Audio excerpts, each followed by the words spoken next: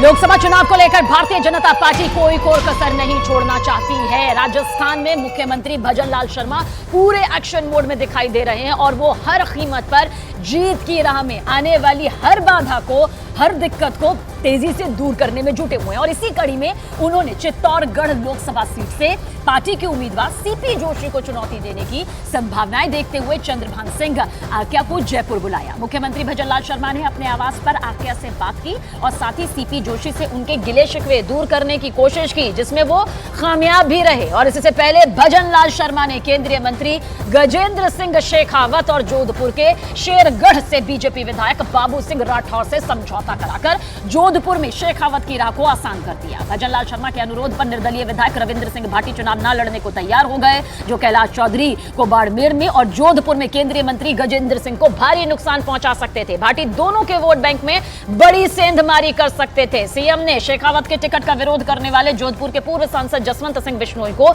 जीव जंतु कल्याण बोर्ड का अध्यक्ष बनाकर शेखावत की राह को आसान कर दिया है। और इलेक्शन धमाका में राजस्थान के पहले और दूसरे चरण में 19 और 26 अप्रैल को मतदान होना है, यानी कि अप्रैल के ये 2 दिन जो हैं वो तारीख तय के तौर पर सामने आया। और अभी तक बीजेपी ने 25 में 10 और कांग्रेस ने 25 में से 15 सीटों पर अपने उम्मीदवार घोषित भी नहीं किए हैं।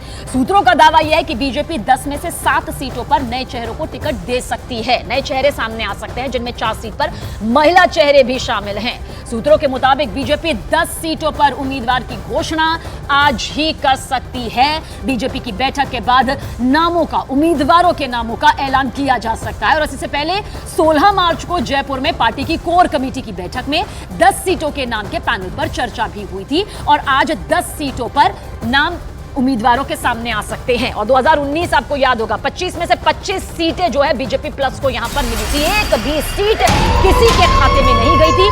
बीजेपी वही कामयाबी दोबारा से दोहराना चाहती है। और राजस्थान में कांग्रेस अभी तक 25 में से 15 सीटों पर उम्मीदवारों पर फैसला ही नहीं कर पाई है और इनमें पहले चरण की 12 में से 9 सीटें शामिल हैं।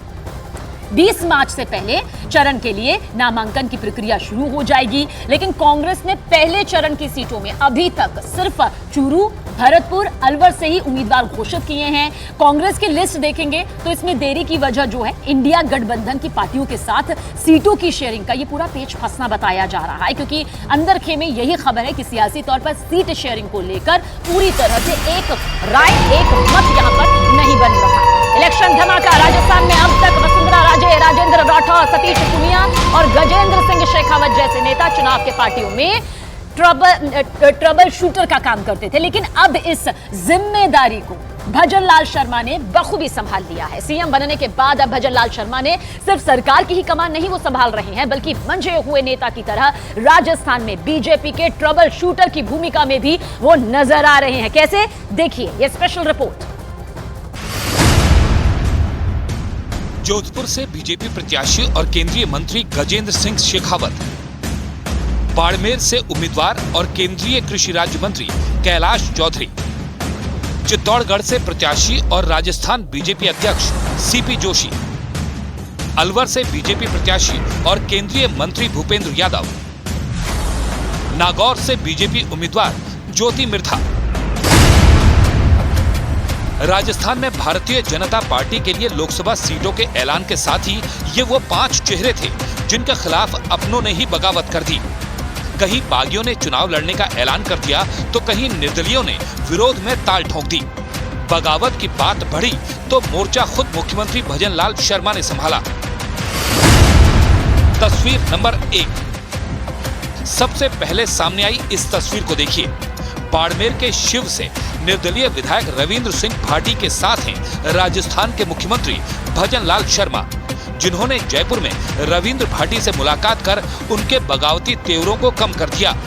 इससे पहले बड़ी राहत की सांस ली बाड़मेर से बीजेपी प्रत्याशी कैलाश चौधरी ने। तस्वीर नंबर 2 इससे पहले भजन लाल शर्मा ने केंद्रीय मंत्री गजेंद्र सिंह शेखावत और जोधपुर के सरेगढ़ से बीजेपी विधायक बाबू सिंह राठौड़ में समझौता करा दिया। जोधपुर में शेखावत की राह आसान कर दी। दोनों को मुख्यमंत्री आवास बुलाया। पहले दोनों से अलग अलग बात की, फिर साथ बैठाकर नतीजा, जब शेखावत और राठौड़ सीएम आवास से निकले तो दोनों ने एक दूसरे के पीठ पर हाथ रखा हुआ था। सीएम आवास से निकलने के बाद दोनों ने एक दूसरे को दोस्त बताया, जबकि शेखावत को टिकट मिलने के बाद राठौड़ ने शेखावत का खुला विरोध किया था। शेखावत के टिकट का विरोध सिर्फ बाबू सिंह राठौड़ ने नहीं किया, बल्कि जोधपुर के पूर्व सांसद जसवंत सिंह बिश्नोई भी विरोध में झंडा बुलंद किए हुए थे, जिन्हें सीएम ने जीव जंतु कल्याण बोर्ड का अध्यक्ष बना दिया और शेखावत की राह आसान कर दी। तस्वीर नंबर 3। भजनलाल शर्मा ने चित्तौड़गढ़ से चुनाव लड़ रहे पार्टी के प्रदेश अध्यक्ष सीपी जोशी को भी एक बड़े संकट से राहत दी है। जोशी के धुर विरोधी और चित्तौड़गढ़ से निर्दलीय विधायक चंद्रभान सिंह आख्या और जोशी को सीएम हाउस बुलाकर दोनों से बात की और दोनों के बीच गिले शिकवे दूर किए। आख्या को जोशी के खिलाफ चुनाव नहीं लड़ने के लिए तैयार किया। इससे पहले आख्या ऐलान कर चुके थे कि चित्तौड़गढ़ से वो जोशी के खिलाफ चुनाव लड़ेंगे। एक और हाई प्रोफाइल प्रत्याशी नागौर से ज्योति मिर्धा का अंदर खारे विरोध करने वाले पूर्व सांसद CR चौधरी को किसान आयोग का अध्यक्ष बनाकर भजनलाल शर्मा ने ज्योति मिर्धा की राह भी आसान की। तो वहीं अलवर में कांग्रेस के पूर्व सांसद कर्ण सिंह यादव को बीजेपी में शामिल करवाकर अलवर से बीजेपी प्रत्याशी और केंद्रीय मंत्री भूपेंद्र यादव की जीत की राह की सबसे बड़ी रुकावट को हटाने का काम किया। मुख्यमंत्री भजनलाल शर्मा ने न सिर्फ बगावत खत्म की, बल्कि पांचों की जीत तय करने के लिए ट्रम्प कार्ड चल दिया। भजनलाल शर्मा ने राजस्थान में बीजेपी को 25 सीटों पर चुनाव जिताने की पूरी